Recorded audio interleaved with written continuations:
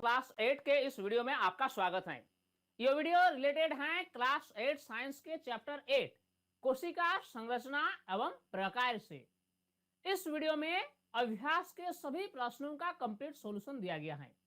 आपके NCERT books के exercise में जितने तरह के क्वेश्चंस दिए गए हैं, सभी क्वेश्चंस को बारीकी से एक्सप्लेन करते हुए उसका कंप्लीट सॉल्यूशन इस वीडियो में दिया गया है। तो आइए हम वीडियो शुरू करते हैं। क्वेश्चन नंबर 1, निम्न कथन सत्य है अथवा असत्य। पहला क्वेश्चन दिया गया है कि एक कोशिक जीव में एक ही कोशिका होती है। तो ये जो कथन है ये एक सत्य कथन है कि एक कोशिकीय जीवों का जो शरीर होता है वह केवल और केवल एक ही कोशिका का बना होता है। ख नंबर क्वेश्चन में है पेशी कोशिका शाखान्वित होती है।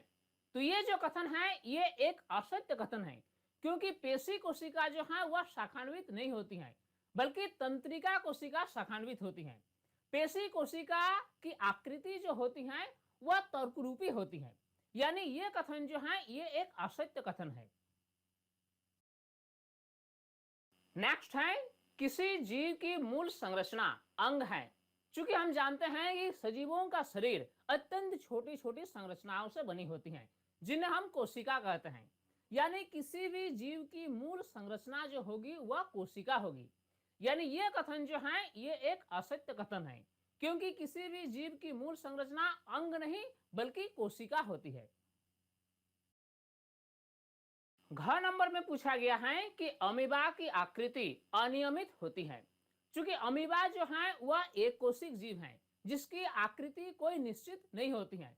अपनी स्थिति परिस्थिति के अनुसार अमीबा अपनी आकृति में परिवर्तन करती रहती है, यानी अमीबा की आकृति जो है वह अनियमित होती है। तो ये जो कथन है ये एक सत्य कथन है। अब देखेंगे एक्सरसाइज का क्वेश्चन नंबर 2, मानव तंत्रिका कोशिका का रेखाचित्र बनाइए। तंत्रिका कोशिकाओं द्वारा क्या कार्य किया जाता है। तो आइए इसका हम रेखाचित्र पहले बनाते हैं। मनुष्यों में तंत्रिका कोशिका का चित्र इस तरह का होता है। तंत्रिका कोशिका में केंद्रक पाया जाता है और तंत्रिका कोशिका के एक छोर में तंत्रिकाक्ष शिरा मौजूद होती है और केंद्रक और तंत्रिकाक्ष शिरा के बीच तंत्रिकाक्ष मौजूद होती हैं। इस प्रकार तंत्रिका कोशिका का चित्र हम ऐसे ही बना लेंगे। अब हम देखेंगे कि तंत्रिका कोशिका का हमारे शरीर में क्या कार्य है। तंत्रिका कोशिका संदेश प्राप्त कर उनका स्थानांतरण करती है, जिसके द्वारा यह शरीर में नियंत्रण एवं समन्वय का कार्य करती है। देखिए हमारे शरीर में तंत्रिका कोशिका का जो कार्य है वह संदेशों का स्थानांतरण है। हमारे शरीर के किसी भी भाग में किसी भी प्रकार की संदेश मस्तिष्क तक पहुंचाती है और इसमें तंत्रिका कोशिका की अहम भूमिका होती है। और इस प्रकार तंत्रिका कोशिका के जरिए ही हमारे शरीर में नियंत्रण और समन्वय का कार्य होता है। अब देखेंगे क्वेश्चन नंबर 3, निम्न पर संक्षिप्त नोट लिखिए। पहला है कोशिका द्रव्य और दूसरा है कोशिका का केंद्रक। तो आइए एक एक करके हम इसका संक्षिप्त नोट लिखने की कोशिश करते हैं। सबसे पहले हम कोशिका द्रव्य के बारे में संक्षिप्त नोट लिखेंगे। कोशिका में केंद्रक एवं कोशिका झिल्ली के मध्य एक जेली के समान पदार्थ होती है जिसे कोशिका द्रव्य कहा जाता है। देखिए जैसा कि हम पढ़े हैं कि किसी भी कोशिका में मुख्य रूप से 3 भाग होते हैं।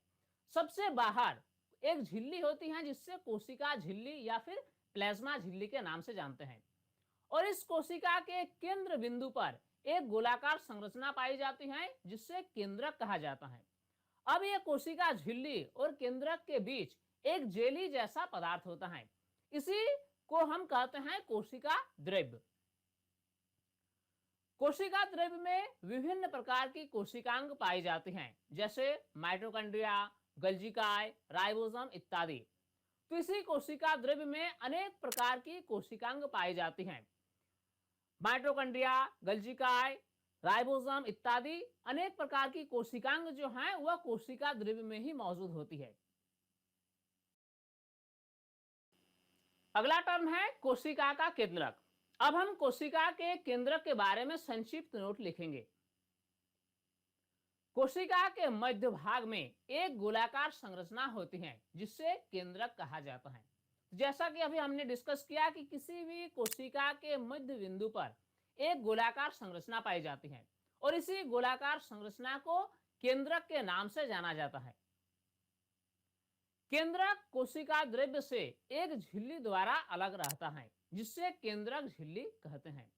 तो जिस प्रकार एक कोशिका के चारों ओर एक झिल्ली होती है, ठीक वैसे ही एक केंद्रक के चारों ओर भी एक झिल्ली होती है और यह झिल्ली केंद्रक और कोशिका द्रव्य को अलग करती है और इस झिल्ली को केंद्रक झिल्ली कहते हैं। यह झिल्ली सरंध्र होती है जिससे कोशिका द्रव्य एवं केंद्रक के बीच पदार्थों का आवागमन होता है।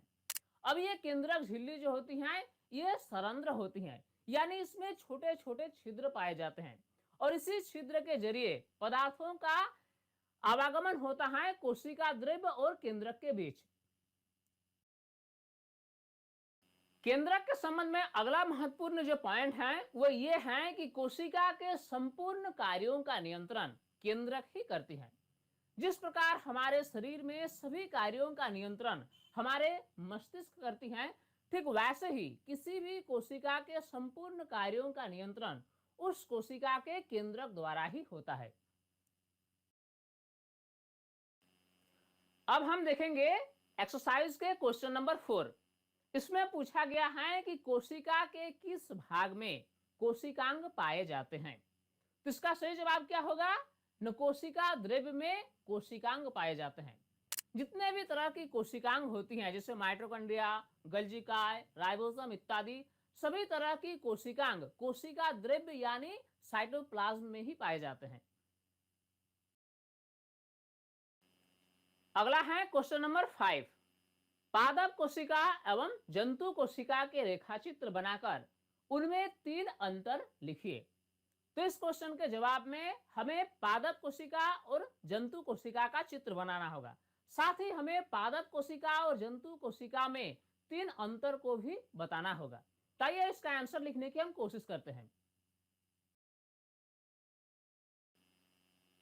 यह पादप कोशिका का रेखाचित्र है। पादप कोशिका में कोशिका के बाहर एक मोटी परत का आवरण रहता है जिसे हम कोशिका भित्ति कहते हैं। साथ ही साथ पादप कोशिका में क्या होता है कि कोशिका के मध्य भाग में एक बड़ी सी संरचना होती है जिससे रिक्तिका कहा जाता है। अब इस रिक्तिका में लवण का जलीय विलयन मौजूद होता है। पादप कोशिका में केंद्रक जो होती है वह मध्य भाग पर न रहकर एक तरफ होती है। इसके साथ ही जंतु कोशिका की भांति हुई पादप कोशिका में कोशिका द्रव्य मौजूद होता है। अब यह कोशिका द्रव्य क्या है? न प्लाज्मा झिल्ली और केंद्रक के बीच जो जेली जैसा पदार्थ होता है उससे हम कोशिका द्रव्य कहते हैं। तो इस प्रकार पादप कोशिका का चित्र हम इस तरह का बना लेंगे। अब हम बनाएंगे जंतु कोशिका का चित्र।